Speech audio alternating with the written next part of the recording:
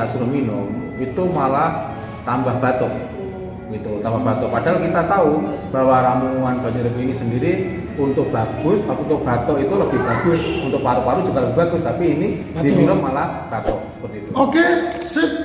Pertanyaan yang luar biasa bagusnya. Oke, saudara-saudaraku yang menanyakan ini akan saya jawab.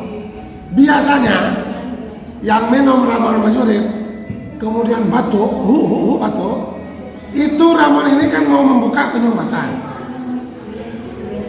Biasanya penyumbatan itu terjadi di jantung atau di otak. Kontra antara mau membuka dengan melawan, ya. Jadi batuk. Jadi yang batuk-batuk biasanya penyumbatan di tenggorokan, yaitu amandel.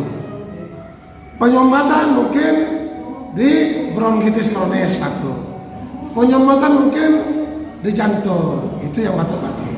Atau penyumbatan mungkin di otak batuk-batuk. Atau mungkin sudah orang tua. Orang tua bisa juga. Orang tua kan kebanyakan ototnya sudah mengecil. Ya kan? Pembuluh darah orang tua sudah mengecil. Karena penyumbatan. Penyumbatan tadi. Begitu ini masuk, batuk. Bagaimana cara mengatasi supaya gak batuk? Dia oles dulu caranya. Maka tanyakan pasiennya sakit apa? Simba, saya jantung. Makanya kalau penyakit jantung jangan diminum dulu. Dioles dulu dada, oles mulut, oles punggung, oles pinggang, oles di leher, oles di kepala, oles di hidung. Tunggu 25 menit baru mulai minum. Itu insya Allah tidak batuk.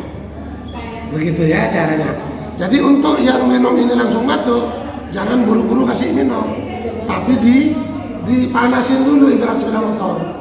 Kan sama dengan sepeda motor, belum dipanasin langsung starter, langsung kan, cekat langsung kan gitu, betul nggak? Pernah nggak? Pernah kan? Sama, artinya tunggu dipanasin dulu. Mungkin 30 menit nggak apa-apa. Setelah 30 menit dipanasi, baru boleh minum. Oke? Terjawab? Coba.